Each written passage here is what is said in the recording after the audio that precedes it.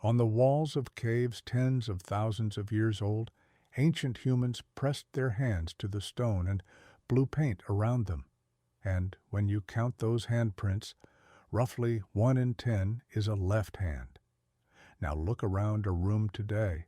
Count the people writing, eating, reaching for a cup. You will find almost exactly the same thing. About 1 in 10 of them is left-handed, not 1 in 2, not 1 in 3, 1 in 10. And that number has barely moved in tens of thousands of years, across every country, every culture, every era we can measure. It is one of the most stable numbers in all of human biology. And that should immediately strike you as strange, because in nature, numbers like that almost never hold still. So here is the real question. Why are left-handed people rare at all? And once they are rare, why don't they simply vanish? Why has the whole human species quietly agreed to stay balanced at 1 in 10?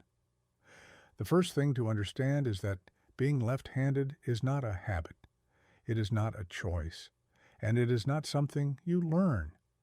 Your handedness is decided before you are even born, deep inside the womb, by the way your brain builds itself, because your brain is not symmetrical. It looks like two matching halves, but it is deliberately lopsided. Different jobs are wired into different sides, and one of those jobs is control of your dominant hand. In most people, the left half of the brain runs the show, and because the brain's wiring crosses over, that makes the right hand dominant. In left-handers, it tends to be the other way around. The asymmetry sets in incredibly early, tipping the developing brain one way or the other, long before you take your first breath. So handedness is really just the visible tip of something hidden.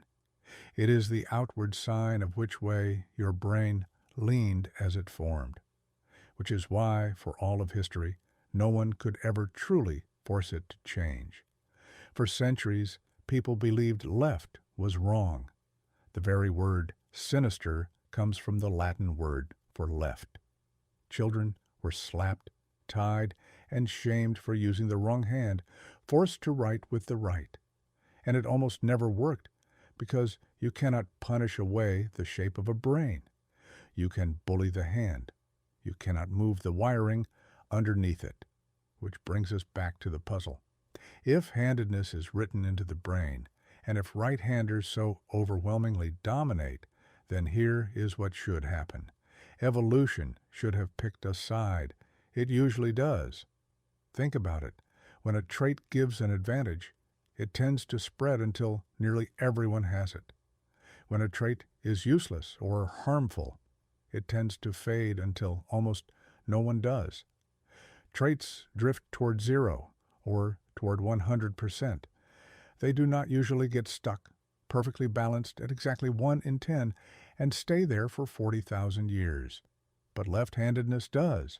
It refuses to disappear, and it refuses to take over. Something is actively holding it in place. And the best explanation scientists have is strange and a little bit beautiful. To understand it, stop thinking about writing and eating. Think about fighting. For almost all of human history, the important uses of your hands were not gentle. They were combat, wrestling, dueling, throwing, striking. And in a fight, there is one thing that matters enormously: familiarity. What has your opponent trained against their whole life? The answer is right-handers, because almost everyone is a right-hander.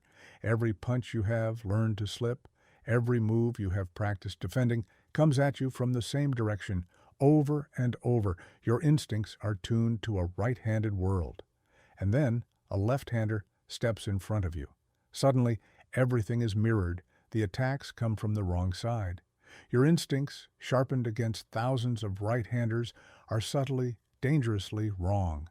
The left-hander, meanwhile, has spent their entire life training against right-handers like you. They know your world perfectly. You have almost no idea about theirs. That is the surprise advantage. And we can actually see it right now in sports. Look at the fastest, most combative games, the ones decided in a fraction of a second: boxing, fencing, baseball, tennis, cricket. In these sports, left-handers are wildly overrepresented. In the slower, low-pressure sports, lefties sit near their normal share, under 1 in 10. But in the high-speed duels, where there is no time to think and instinct is everything, the proportion of top left-handers can climb toward 1 in 3, exactly where the element of surprise matters most. But now here is the twist, the part that makes this one of the most elegant tricks in all of nature. The advantage of being left-handed exists only because left-handers are rare. Think about what would happen if that changed. Imagine left-handers slowly became common. More people are training against them. The surprise wears off. Their whole edge, the unfamiliarity, quietly evaporates. And the moment being left-handed stops being an advantage, there is nothing to push their numbers any higher. So the system balances itself. The rarer left-handers are, the bigger their advantage, which nudges their numbers up. The more common they become, the weaker the advantage, which pushes their numbers back down. Squeezed from both sides, the whole population settles into a stable point, and that point sits at around 1 in 10. Left-handed people are rare because being rare is the entire advantage. It is a strategy that only works as long as it stays scarce. If it ever truly succeeded, it would destroy the very thing that made it valuable. So the next time you notice someone writing with their left hand, understand what you are actually looking at.